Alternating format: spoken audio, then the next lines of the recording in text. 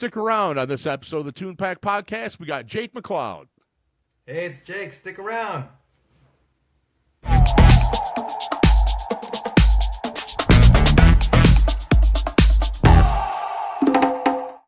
Welcome to the Tunepact Podcast. I'm your host, the punk rock pop, Lee Pierce.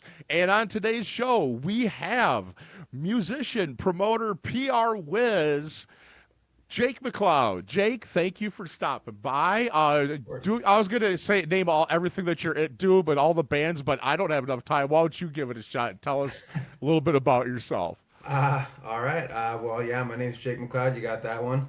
I play bass and I sing backup vocals in 1876, and I'm also in a band called Throw and another band called Unreal, and I run a small booking promotion agency thing in Portland called Sad Times Productions. We book shows in Portland. We book tours for bands. We do PR. We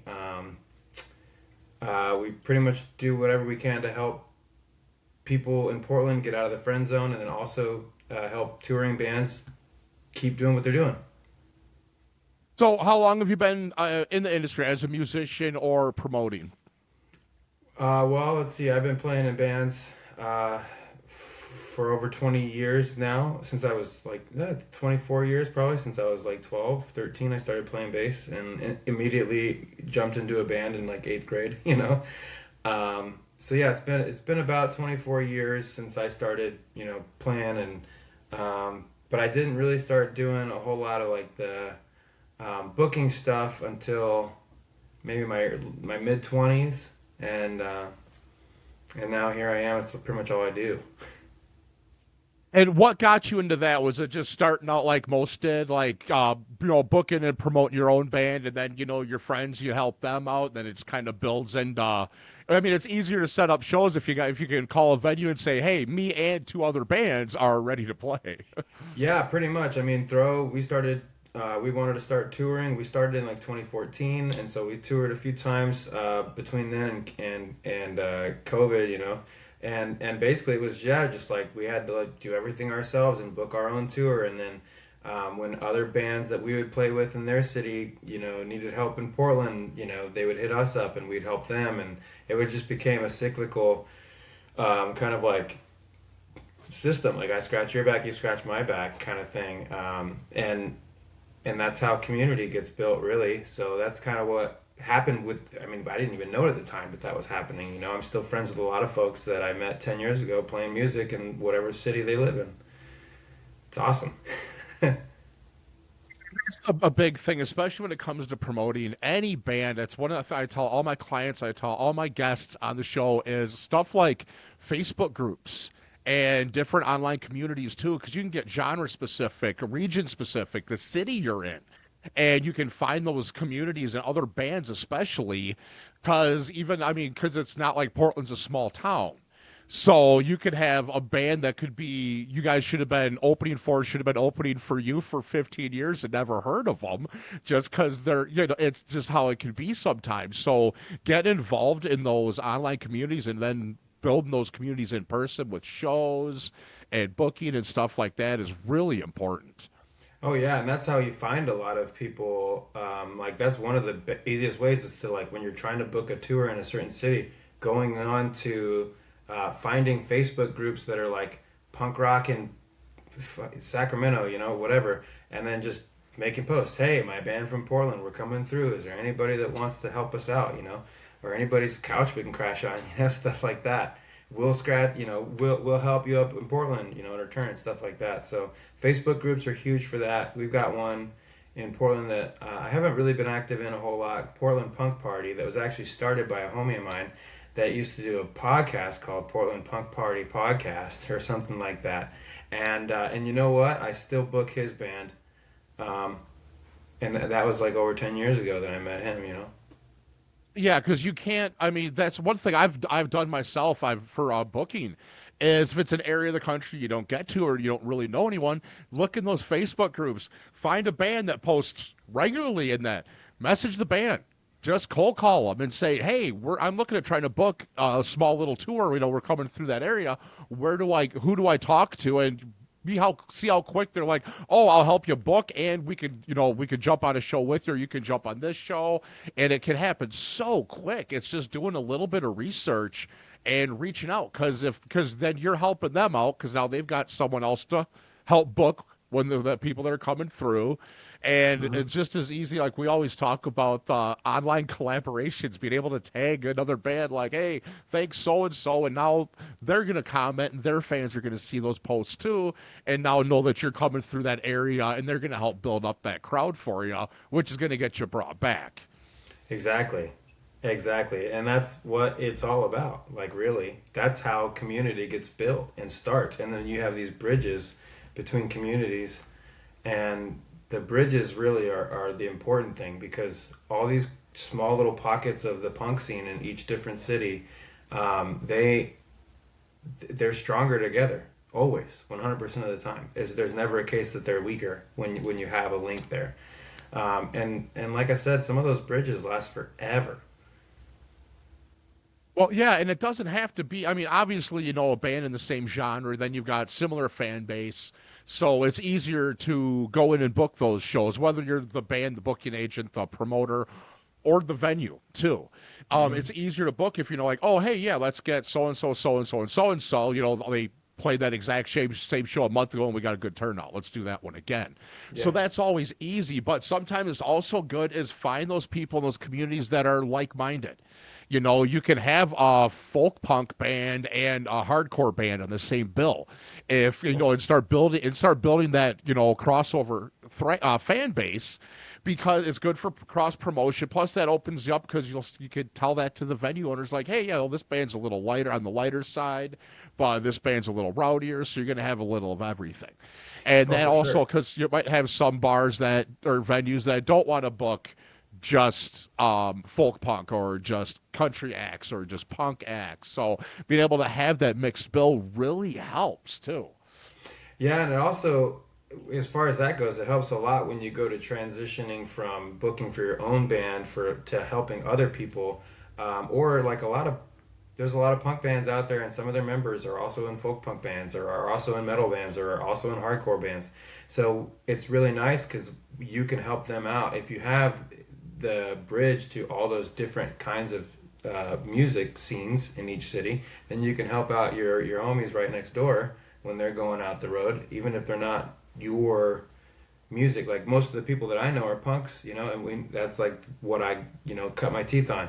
Still cutting my teeth, but that's what I started with. So I'm still like learning, and so when I get like hardcore bands reach out to me to help them in Portland, I have a hard time with that because I don't know a lot of hardcore folks here, but I'm learning, and so it's really nice when you start kind of fostering that thought process of being able to mix genres on the same bills. It goes a long way when you go to not only doing things for yourself, but also for helping out people everywhere. Well, and especially, I mean, like you said, almost every band member and every band has side projects or other Hmm. bands that they're in. A lot of the time you Oh see yeah. it's an acoustic set that Hmm. when, one person in the band doesn't have as many responsibilities, so wants to do a small tour, they'll just do it on their own where it's just them.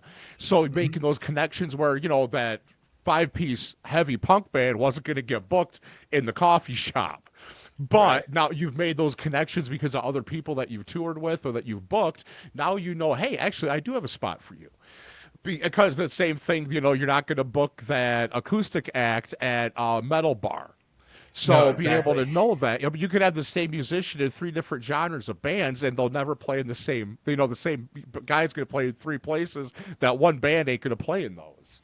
Exactly. I mean, and like sometimes you have friends that are just trying to go on a solo tour. I'm booking two solo tours right now, for different folks, different friends of mine. So, and it's a very different vibe, solo versus full band. And so you don't want to necessarily have, and it's also kind of like a different vibe where, you have to be kind of careful with the local bands that you're booking for these acts because, like, it's fine to play with bands and have a solo person kind of play with bands, but when they're touring, you don't want them to play first.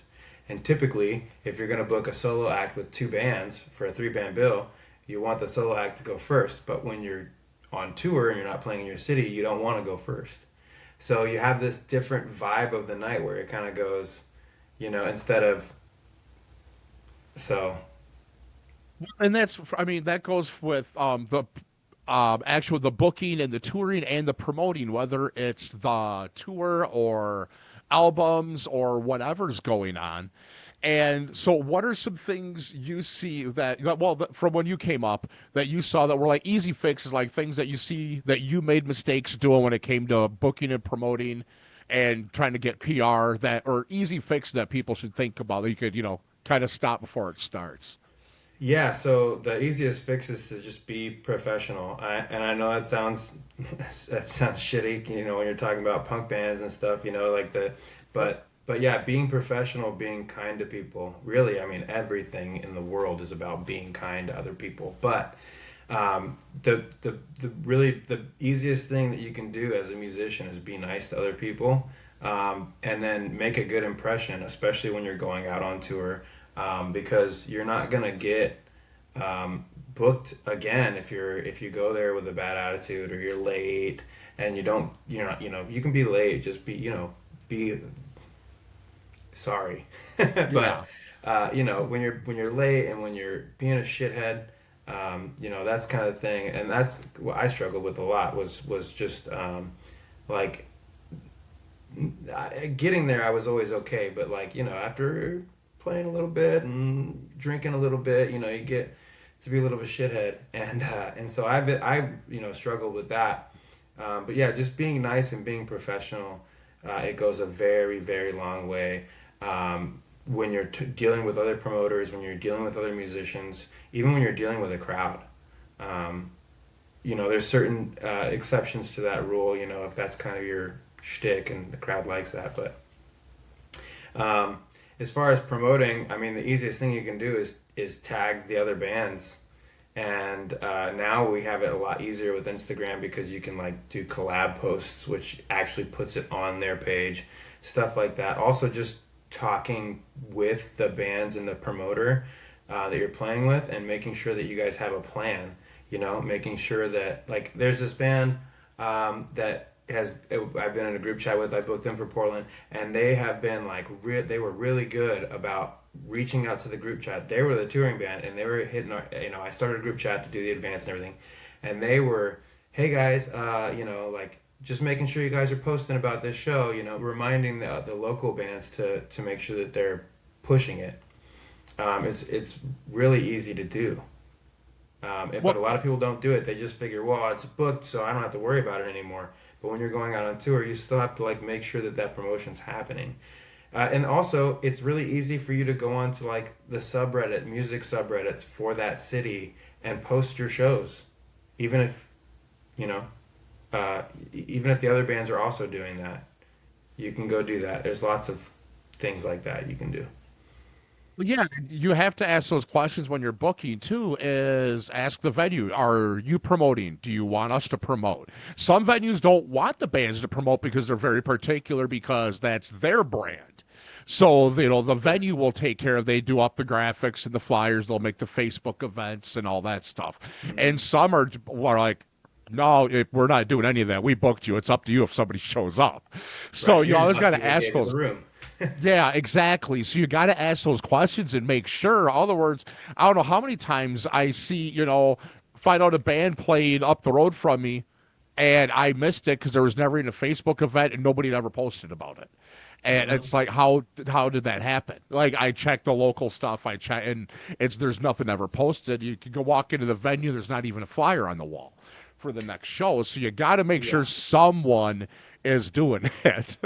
Definitely. And there's like so many places that you could submit your show to. In Portland alone, every single show I book in Portland, I submit it to like 12 different places. And whether they're show calendars or, our internet radio, Shady Pines here in Portland, they have an events calendar, and you can literally just submit whatever show you want there. So, that kind of stuff. I use the Portland Music subreddit. I put it. There's a few other show calendars. I'm not gonna list them all, but and you can just post your shows there. It's free. They put them up, and then people can find out about your show. Well, and again, like we talk all the time. Well, this is just, we talk shop. That's all we do. So this is just a recorded conversation for us. Pretty But much. like we talk about is the marketing and promoting and PR is just social media and content and being consistent with content and having new stuff to post. Having even those community calendars, there's another link the band can share. So it's one more thing that's going to keep them in the algorithm. It's going to pop up on your feed, and it's more new things, and it's always good because like you said, it's not just getting word out because it's on the community calendar, people are going to check it, but now it gives you new content for all of your social media platforms as well to post. Plus, then you're helping out that community calendar because you're driving traffic to them as well. So you can help Exactly. yourself out multiple ways and help somebody else out, and they're going to remember that. Yeah, just recently, two new Instagram pages popped up that all they do is share show calendars in Portland, or not show calendars, but show flyers, and they're just making another post for your flyer. So and they tag Sad Times Productions in it. I share it as a story, and I'm like, this is great. Sometimes they even send me a collab request, and then they're doing that with all the other shows too that are other promoters too. So then. They're getting, if all those promoters are also sharing like I am, they're getting more attention and more followers, and then that just helps out because now all the other promoters are getting people that follow me, and then my shows are getting attention from the people who follow those promoters. So it's all about this like cross pollination thing, really. You're across the genres of music too that way, because then that's going to bring you business as the promotion and production guy. Outside of you're used to dealing with punk bands and stuff like that, and Yeah. all the thousand subgenres of that. But now you've got these other production companies and their fan base and their followers that probably may have, some of them have never even listened to a punk song. Some of those bands and stuff might be contacting you because, oh hey, they book whatever venue, I should talk to them. And now Yeah. that opens it up for you and for them as well. So yeah, you can't. I mean, cross promotion, you can't beat it. You No. can't. You really can't, and that's another thing that just goes alongside with community building, right? If the and I talk to a lot of other promoters in Portland. We text, we talk on Instagram. We're sharing our information. We're sharing our knowledge, which is really nice because it's super helpful for me, and I hope I'm just as helpful to some of them, to all of them, but um, as they are to me. So, and that's just community building, more bridges. Well, yeah, I mean, look, we're a perfect example, the two of us, for what, you scratch my back, I'll scratch yours, what it can do in building the community across the damn planet. I've got my client and friends, 18 Fevers from Seoul, South Korea Hmm. now, and we're helping get them pressed for their new vinyl release, and they're helping get some of my other clients to get some press in Korea, or in South Korea, where that would never have happened before. But it's Yeah. another one of those, well, what can I help you with? And then the next thing you know, you're opening your Rolodexes, because I'm an old guy. And it's, and now like, oh, hey, yeah, this contact doesn't do anything for me, but I do know them. They're really cool. And for someone else, that's a goddamn winning lottery ticket. And being able to Right. help people with connections and stuff like that, because we all do that, especially in this industry. You forget, like, oh, yeah, like that's so and so. And other like, what? That's who? And you're like, you forget your friends are famous. And like, well, no, you'll be like, yeah, because you're not like name dropping. You're just like, what? Oh, yeah, I guess so. You're like, shit, yeah, maybe I Yeah. should introduce you to them. I forgot about That that. that And, exact same thing kind of happened to me recently uh, one of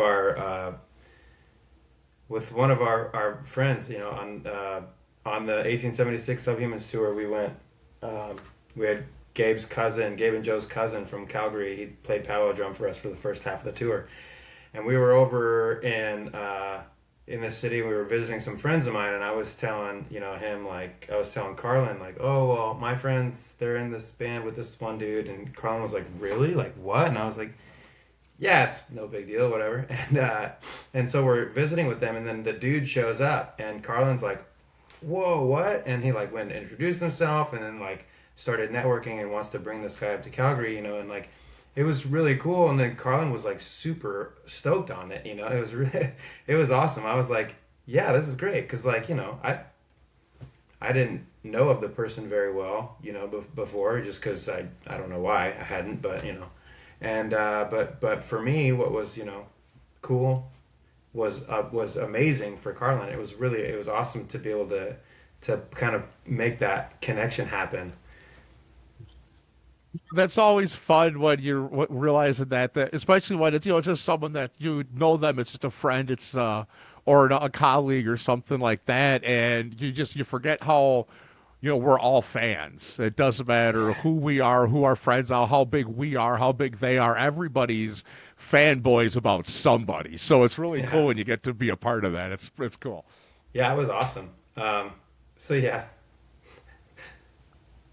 it was All right. great. So like we were talking about with promotion, trying to get press is just as important nowadays. And like we've talked about many a time, a lot of that is because people it's one of those things you can't make money without money. You can't get press if you don't have press kind of thing. And so you Yeah. gotta start small. And what are some tips and tricks for bands that are trying to get any type of a media coverage, whether it's to promote a tour or just a local show, or they've got a single or an album or a merch drop or something? Like, what is a good starting point? Because most bands just have no clue. They don't. It seems so vast. Like, where do you start? Honestly, yeah, I didn't have a clue until I started looking into it, and I started talking to a bunch of people, and I would talk to like people that I knew that had been in the industry for a long time, and I was like, "Hey, what exactly does a PR person do?" And none of them, and they were all just kind of like, you know, I, and I'm like, "Okay, cool." So what I They did send is I started. they send emails that get rejected. That's what they do. I guess they send emails that get ignored. That's what a PR person Pretty does. much, yeah. So, so I started trying to, promote for Unreal's record, which was the first record that we released as a Sad Times release. We threw the Sad Times production stamp on there, and technically we're like a label, whatever. But Great um, album, by the way. I love it. thank It's you, got that great like alt synth pop kind of. It's cool. It's a real good viber. I like that one. I just listened to it thanks, the man. other I day. appreciate that. Yeah, we spent a lot of time on that record. So, but yeah, so I started. That was one of the big things, and this is what I tell people all the time too. You spent too much time, too much effort, too much of your blood, sweat, and tears, and too much money recording this album and pressing it on vinyl or whatever physical media. It doesn't matter. It all is money. You spent too much time, effort, and money on these songs, on this record, on this part of yourself to just release it into the void and hope that something happens. You know what I mean? Um, so the biggest thing there is first of all trying to set some kind of budget. Get a little bit of money, even if it's $100. Doesn't matter. You might not even spend it. And then what you need to do is research, and you can even go look at other bands that have recently released something, right?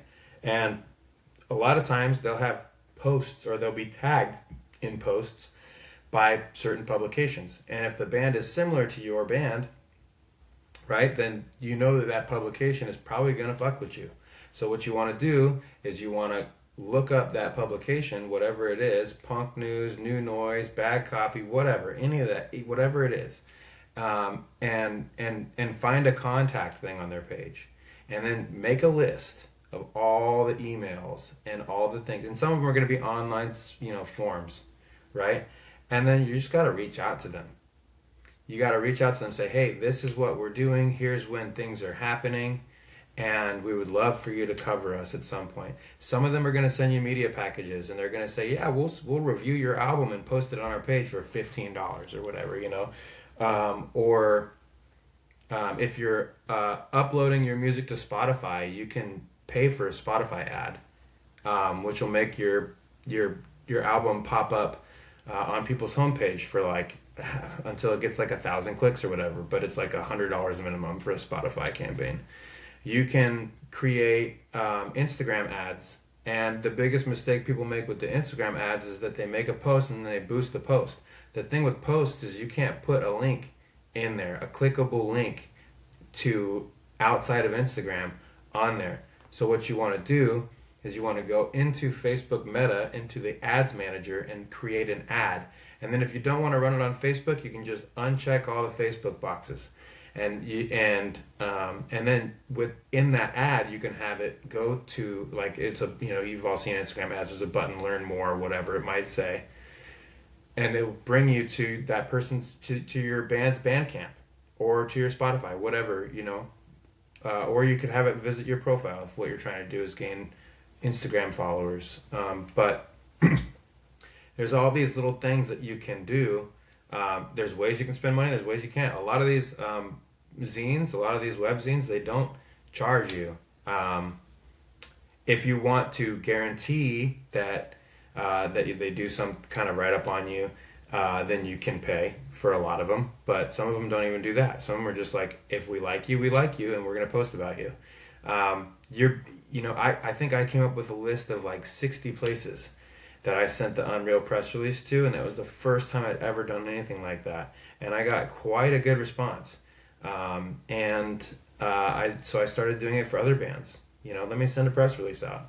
And it really didn't take a whole lot. You just have to have a good EPK, and we can talk about, I think, what all goes in that. But it's the same thing as book and tour. You have to research and you have to reach out.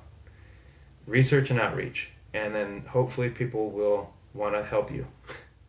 Well, and don't be afraid of the online forum when you're trying to contact anyone for that matter, whether you're reaching out to another band or a PR company or management or a venue, a label.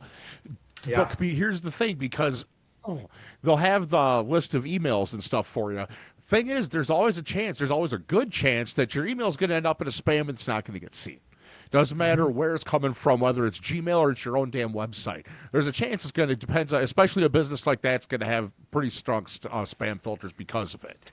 The thing is, those online forums, someone sees it. Someone's going to see it. So I used to shy away from those because it seemed unprofessional. It always seemed weird. Then the more you research and you see, you're like, no, you're going to get a response back. So don't shy away from those. It might not be what you're used to. You've got a form that you cut and paste, or you got your attachments because you got your EPK. But just shoot out, reach out. What's the worst they could do? Ignore you or tell you no? And don't be afraid to follow up too. Everybody's busy, especially in the music industry and in the PR section and media. Man, you're talking, it could be hundreds of emails a day. You might have the best EPK, the best single ever, but if it's freaking 7 a.m. Monday morning and they're just clicking to see what's on there, they might forget to check back to it. So don't be afraid be annoying. Just be professional. You could be annoying and professional because that just shows that you're persistent. That's someone they might want to work with.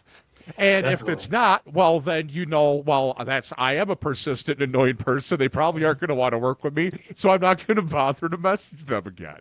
Oh, for sure. And actually, I have gotten no's. Like, I've literally had people just reply saying, hey, thanks for sending me this. I'm not into it. I'm not going to write about it. And I was like, ouch. Yeah. It hurts when it's your own music, but it happens, Yeah. It will happen. Not everybody's going to like your music, and that's just the way it is. Well, same. Trying to get guests on my show. I had one. Yeah. I'll have to tell you about it later.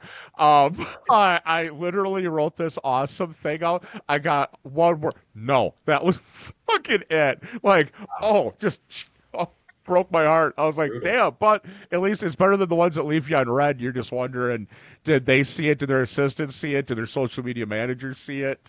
Yeah. And you just got to sit there and wonder. I would much rather get a no than a nothing. So then you can move on and you can get some more progress someplace else. Yeah, and it is assuming they give you a no and they're nice about it. It's like I had this one.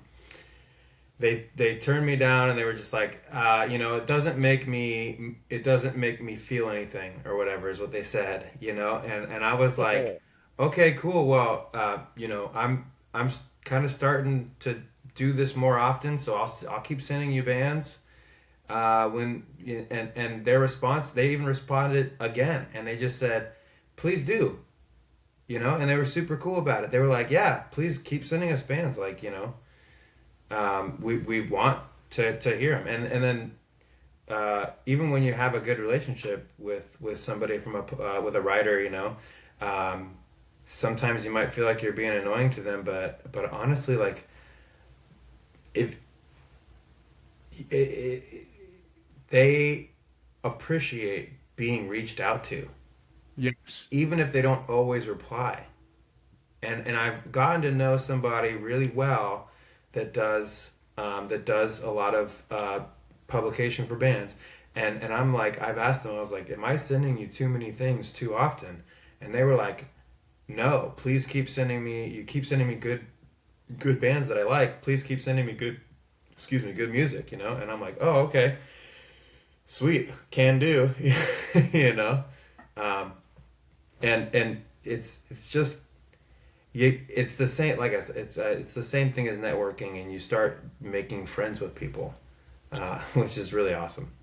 Well, and that's the thing is like you said, they appreciate it actually because I've done freelance writing for oh Jesus over 30 years. Oh yeah, well over 30 years I've read. I Yeah. mean, easy 100 different publications between print and online. Um, and especially when you're doing stuff like reviews and or interviews with bands and having to track down the content to review it could be awful sometimes. And when you have someone that messages you really excited about something, it gets you excited about it. Hmm. Having that good press release, having people like you said, so you can send 100 things to one guy, he could turn down 99 of them and might just lose his shit over one of them and blow it up for you because that's the music he likes. He's going to be more excited about it. Yeah. And that's, you got to remember, all reviews are a personal fucking opinion, plain and simple. It doesn't even mean Yep. the publication. You could be like, oh, dude, freaking Brooklyn Vegan's going to love this. Well, maybe every other person on the staff might have, but you got to the one writer that just thought it was bullshit. Oh, And for that's the sure. review you got. So you got to remember that too, that it's all personal opinion, Oh yeah. so it's always a roll of the dice. So that's, you got to remember too, when you're setting out those reviews, you got to take the good with the bad. I've seen some horrible ones where I was like, why'd you review it? That was just mean. It was just Some people mean. just have bad days, you know what I mean? Mhm. And then they're gonna take it out on somebody. I actually had a friend. I have a friend in a band that got a pretty hurtful review from a publication, and he took the review and he made a reel on Instagram of himself reading the review and laughing about it. It was a it was pretty hurtful.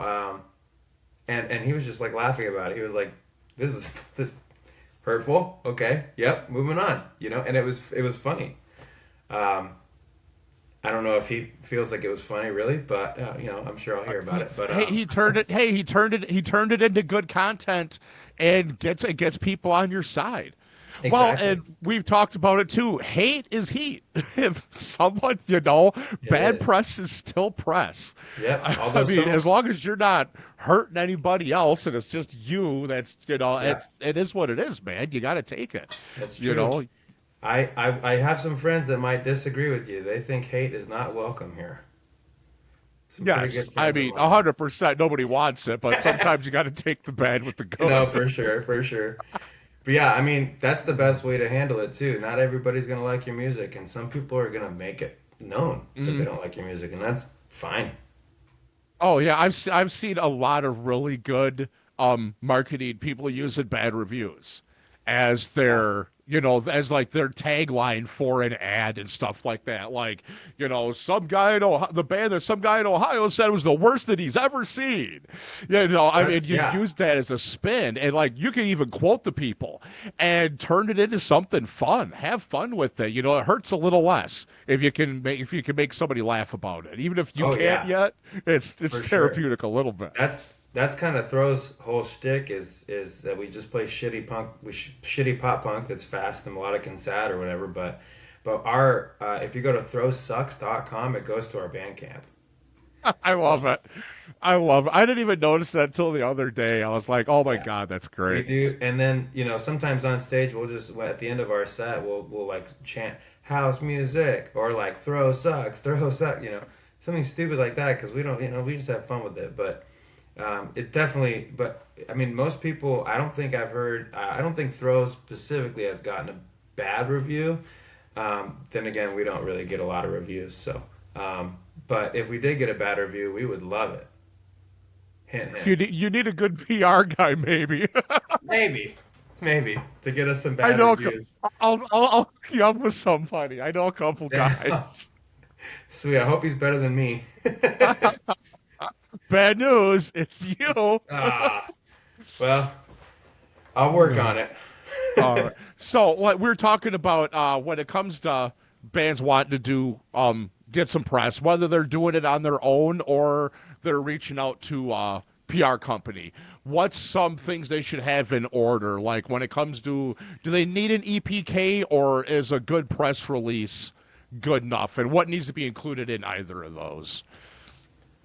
I prefer to send EPKs just because there's you can do it without them, but a good EPK is something that will have uh, a picture, your band name, your genre tag, whatever you want it to be. Get creative.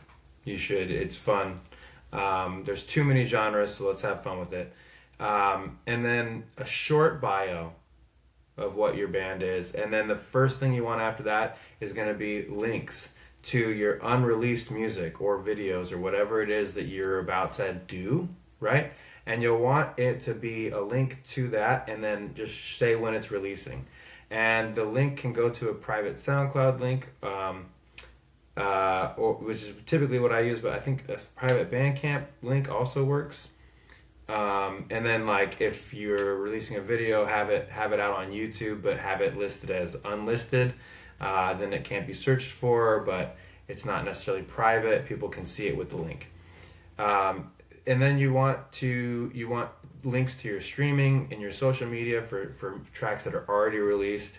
You want to have pictures of flyers and promotional pictures of your band, logos, stuff like that. And I would even put the pictures on your EPK or at least a couple, and then put a link to a Google Drive folder that has your promo pictures and your logos on there, your album cover, your album art, whatever.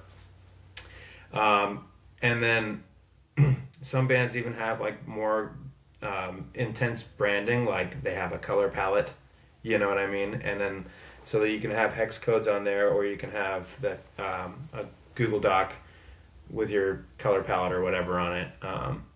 And then that's all assuming that anybody gets anywhere near the bottom of your EPK, right?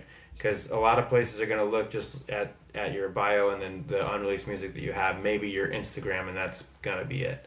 But you want to give them some stuff. So that way you can send it to, it's not only just for PR folks or publications, you can also send it to bookers and promoters, and then when they book your show and they need promotional materials from you, they already have high res photos that they can use for their posts and stuff like that. And then obviously, like, you want your their general contact email, their booking email if it's different, and if there's a label that's putting out that they're on, you want to link to the label and stuff like that. All that stuff's gonna be at the bottom though. But you can also do that if you've got if you put all that stuff in a Google Drive folder, you can do it just like that too, without like a nice visually representative EPK. Your EPK can be a Google Drive with a Google Doc in it that has your bio and links, hyperlinks to things, and then just like a folder inside that folder with like assets for like your promo pictures and logos and album art and stuff like that. Just make sure it's really well labeled. Yeah, an EPK is fun. I don't understand why people don't want to do them. It's a resume for your band. And yes, it needs to be professional because it's your EPK, but it's for a fucking band. You're Yeah. a group of creatives. Have fun with it. Be Yeah. as goddamn weird as you want. Put yourself in that. I mean, I've seen some just awesome EPKs, and I've seen some terrible ones where I'm like, if Yeah. I didn't know the band, I would not even, I would just delete that. I don't, there's so, and the thing is, it's so easy to do them now too. I mean, yeah, you've got programs like InDesign and stuff like that, but you can get on Canva and you can make an Hmm. EPK now. Well, like you're Yeah. talking about with the branding and your color palette and your fonts, Canva even has that as an option now. When you log in, you can actually set your colors, so you've got your codes, you've got Yep. everything right Yeah. there in your branding, and which is important, especially when it comes to when you're working, what you're doing with press releases and stuff like that.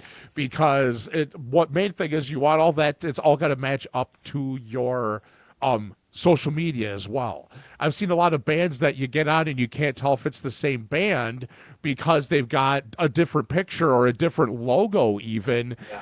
as their profile picture on three different social media platforms. Yep. And you have to go in and look, you can't even tell it's the same band. So you got to have that consistency throughout so they can, when they do want to look you up, they can find you and they're not second guessing it. And well, this isn't worth my trouble to look into it now. Now it's a hassle and they're going to move on. Right. And also the biggest reason that I've found that bands don't have EPKs or don't want to mess with making EPK is because they just don't know what to put in it. They don't know what goes in it. A lot of bands they're just like, I don't know what goes in it. And it makes sense. A lot of bands are musicians. I mean, well, they're all musicians, but a lot of musicians that I know there's not very many that are like good at everything. Like musicians are good at playing music. You know what I mean? Yeah. Like, and it's a learned skill for sure, and it's really difficult for people that don't already know it. I have had to learn all my skills because I'm not innately talented for any of it. But they can. It's just it's hard when you're not when you're more of like an audio person. Your visual might not be as good, and then that's just kind of what I've noticed. That's the same thing because like I've always loved marketing, which I know it sounds stupid. I've been a fan of marketing for like Same. 45 years.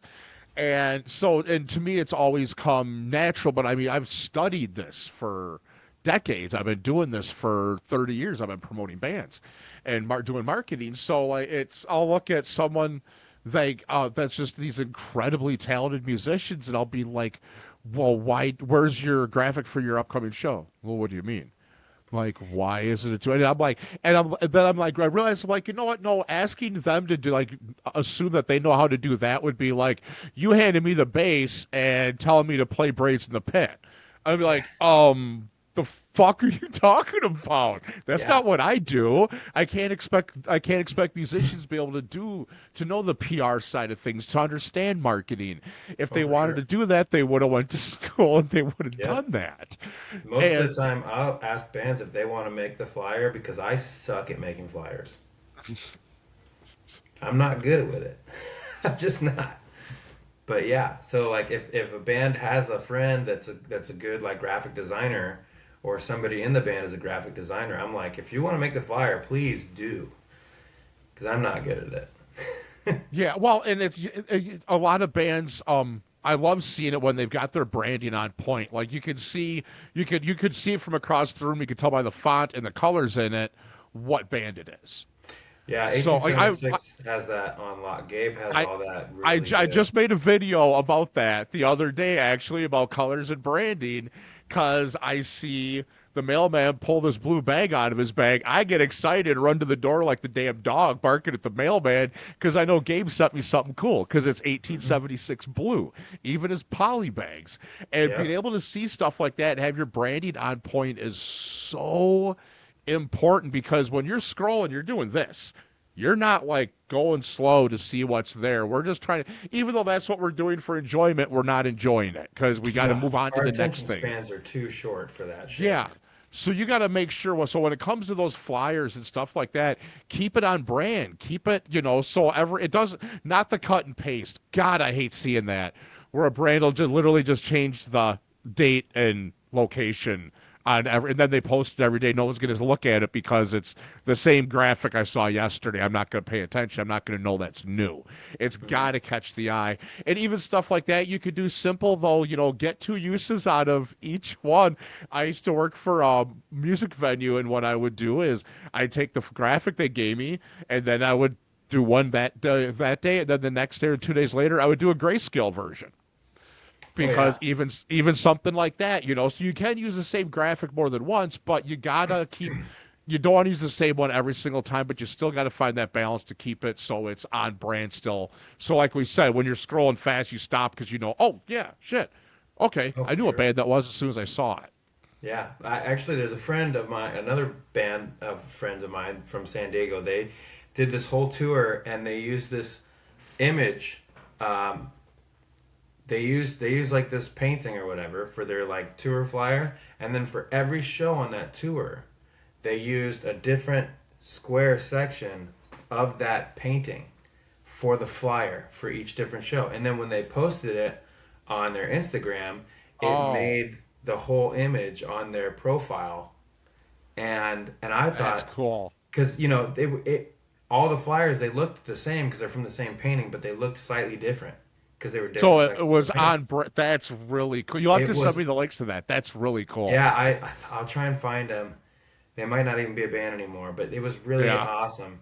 And I was like, yeah, this is cool. And I've always thought about doing something like that for tours, but I never I never have. So also, when for me personally, when I'm doing a tour, I want one of the local people to make the flyers for each, because every locale, every city has like its kind of own flair that they add to flyers. So it's always not. That's why I haven't done it probably, but I've Yeah. always been in love with the idea of doing that. Like they did, it was so cool. Yeah, yeah. When they do that tiled, you'll like scroll and you're like, how do they do this? It's just insane. But no, having local artists is always a good idea because they're also going to know what the local people are what's going to catch their eye. Exactly. Yeah. Because they know the trial and error because they've done it over and Yeah. over and over again, and they know like, oh, you're playing this venue with what kind of music? Oh, then you do this, and this because they've been doing it for a while. That's really good advice. Yeah. For sure. Like a lot of hardcore shows, I'm noticing have like black and white flyers. I've noticed that it's like a really, because like in the punk flyers, you want a lot of color normally for Portland at least. But I've been noticing that with the hardcore shows I've been seeing, a lot of the flyers are like kind of grayscale, and some, but not all of them. Not all of them are, but a lot of them are, and it's pretty cool. Yeah, it's always fun when you can just kind of scan and look, and you already know what type of band it's going to be, or Yeah, well, and that same thing with fonts and the lettering and coloring and stuff like that too. I mean, it's pretty easy to find a death metal band yeah, by the logo. You can't read it. yeah, I mean, it's so many things. You see cut out letters that look like a ransom note. It's probably a punk band. I right, mean, there's just so many, or the spray paint, yeah, looking like stencil. There's like so many things like you see that you're like, oh yeah, that's but that goes along with, I mean, research when it comes to yeah, of course you want your logo and your branding to be you. I mean, obviously, it's this is your music and this is something important that you created, or what movie or whatever it is, whatever your business is, whatever your art form is, and you want it to be a good depiction of you, but you also got to see like you can't throw a death metal logo on a country band. It's not going to sell. You're yeah. going to It's have not some gonna work. pissed off. You're going to have two different pissed off genres showing up, or Yeah, confused because they missed the show. You still gotta, you gotta conform a little bit if you. Well, I mean, not really. I mean that you could do that. It depends if you want to be successful at it and be right. able I to mean, continue to do it. you can do whatever you want for sure, but Yeah, I think that there is something to be said with just knowing your target audience, right? Knowing what your fan base is and knowing what they want to see, if that's what you're going for. If you're saying, I don't care if anybody comes to my shows or whatever, like I'm just gonna do me. You can just do you. That's fine. I have nothing wrong. I have no problem with that. I'll book anybody that's doing them. Um, but yeah, there is something to be said for like your band graphics kind of matching up with the style of music that you play. Yeah. Well, and like you said, the key is find out who your fans are. We Hmm. all think we're playing music for us, because that's what we're doing. We assume our fan base and our target audience is us. And then you'll go into your analytics on Instagram and you find out it's 25 to 35-year-old females, and you're like, what the hell, how did that happen? And I have no idea how to market to them. You've Yeah. been you thought it was 40 to 45-year-old guys this whole time, and you're like, holy shit, I was Yeah. wrong. And now you've got to change your whole. I mean, I've seen bands that they found out that their target audience was 20 years younger than them. They had no clue. And once they Hmm. figure that out, then start doing a little research, they were able to really hit then, because now they know oh well, this is their social media habits, these are the platforms they use more, these are the times of day, this, I mean, it's Hmm. really easy to find this information. I mean, Yeah. every single social media platform you can go into, especially if you're a band and you've got it as like the business page instead of like the personal one set up, it's so easy to find these analytics. And I mean, just you need to look into them. If you're on Meta, get the Meta Business Suite. It's absolutely worth it. Same with like TikTok Studio and YouTube Studio.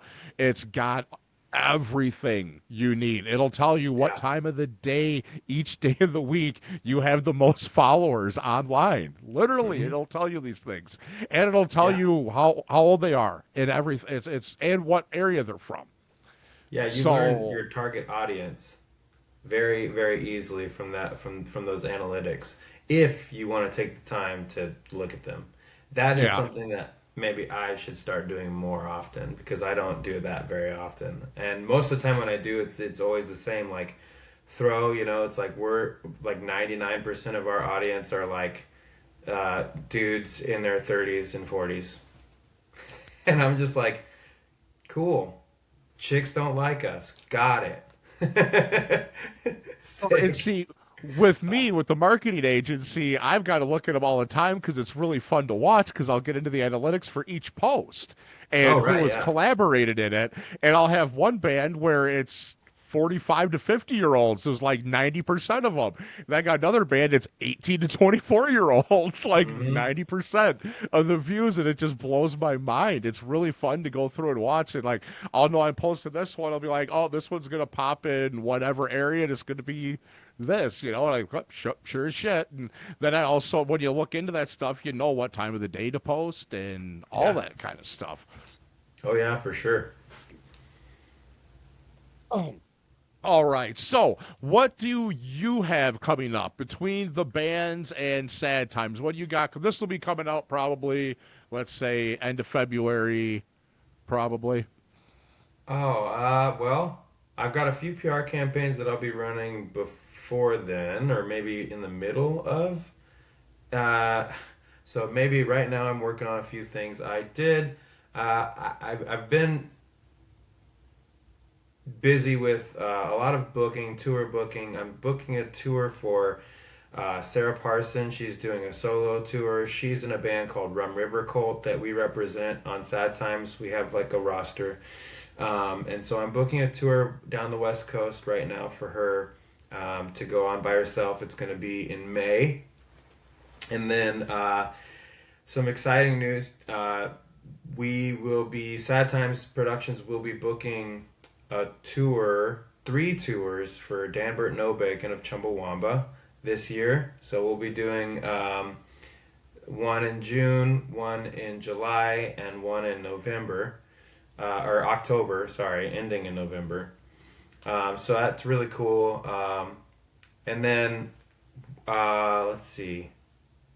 I've got a lot of press releases to send out for some bands, and then for some other folks that you know about. And then I will have just Getting sent into the those video out game when this market. comes out. Huh?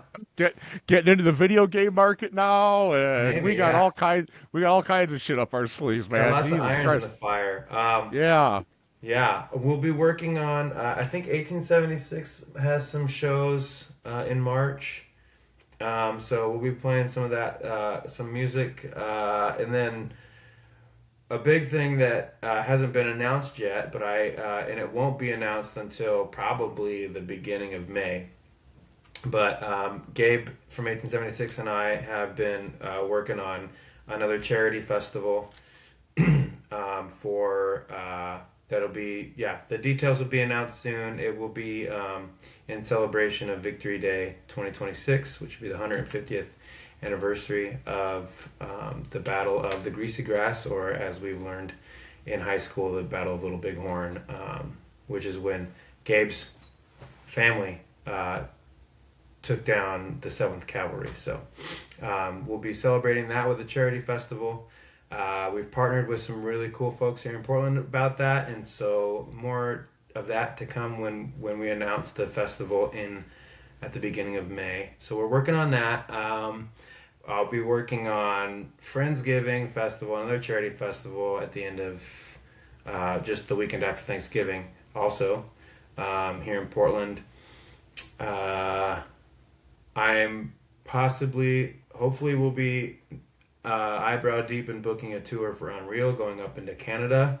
I will be working on a PR campaign for some friends of mine up in Canada that want to release their EP on Sad Times Productions. So we'll be releasing that.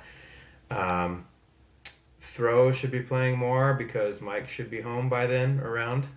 So the rest of this year we'll be playing more here around town.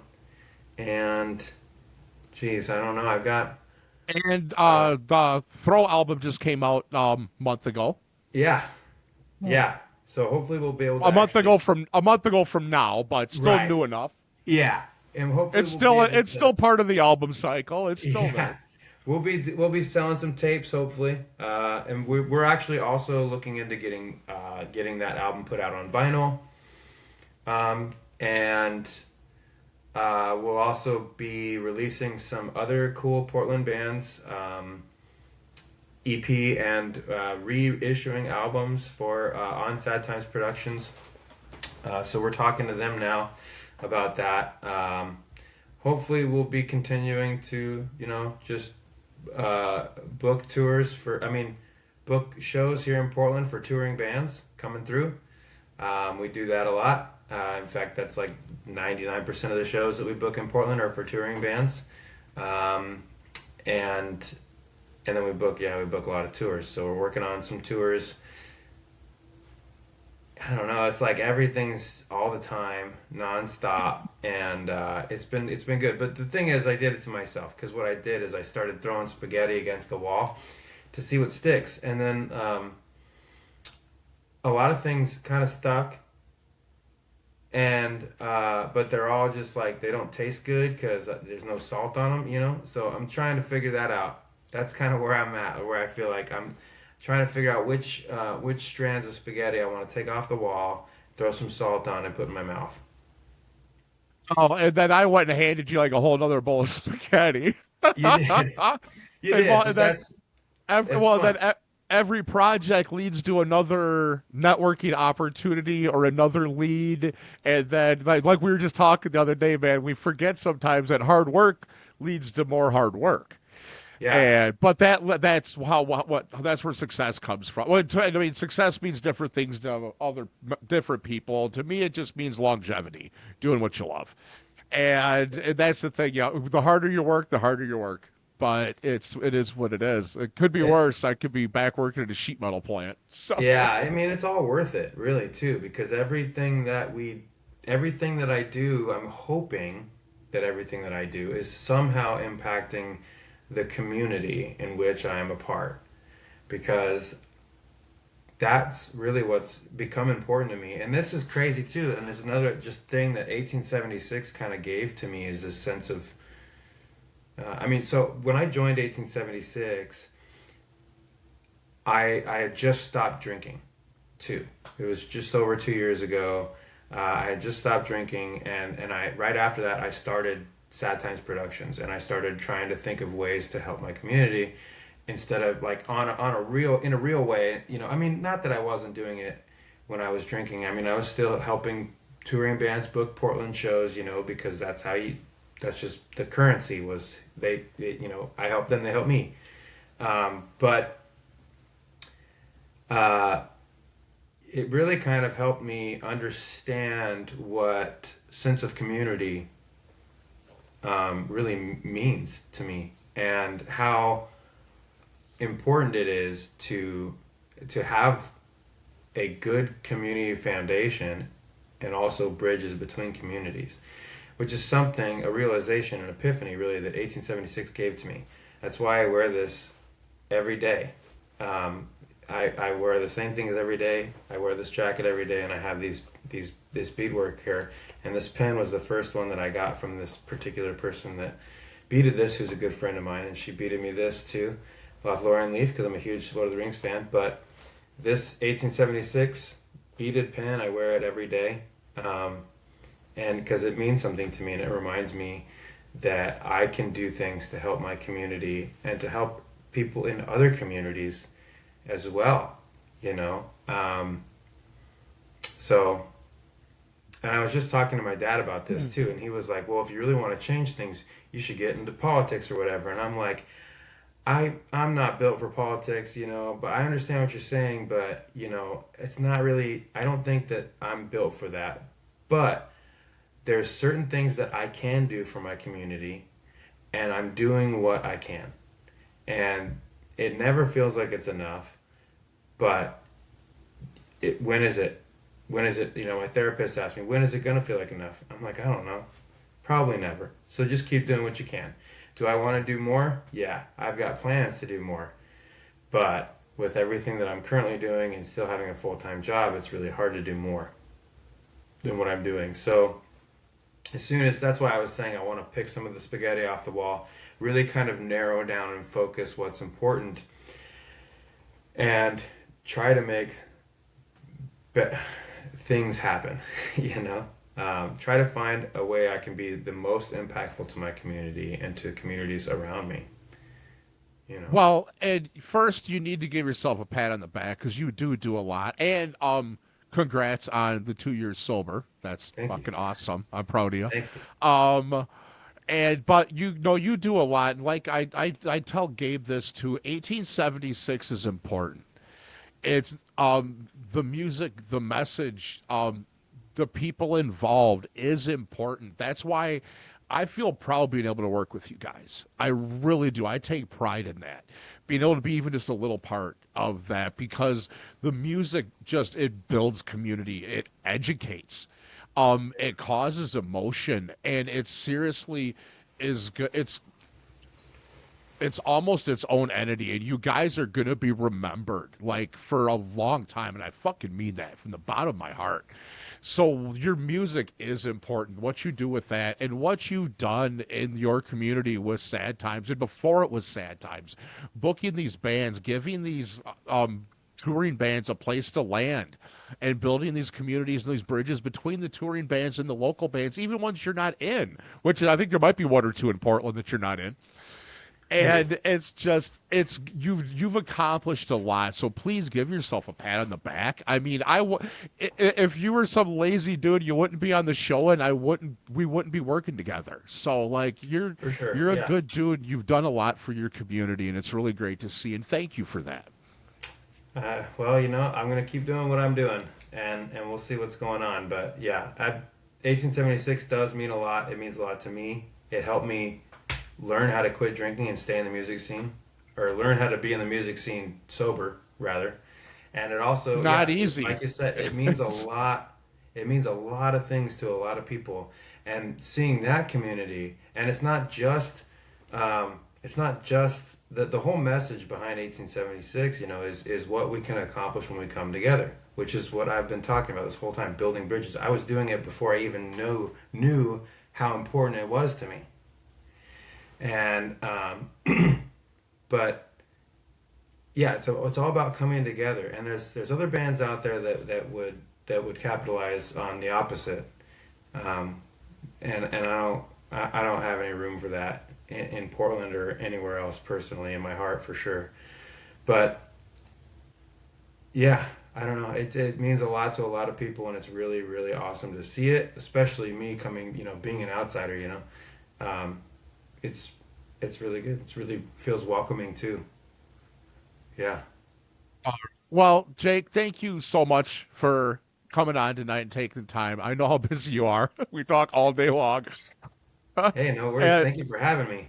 I oh appreciate it. no, I appreciate you getting your viewpoint from doing all of it. It's always fun to have someone that does see it from the music side, almost a management side, a booking side, a promotion side, a PR side. So it's fun getting someone that gets the all in one from the different aspects. So thank you again for being on the show. Thank you again for all you do. What you do is important and it makes a difference. And I appreciate it. I appreciate you. So thank you again.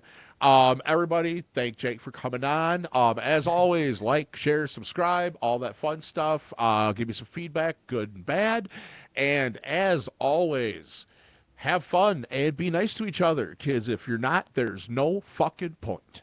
And I will see you next time.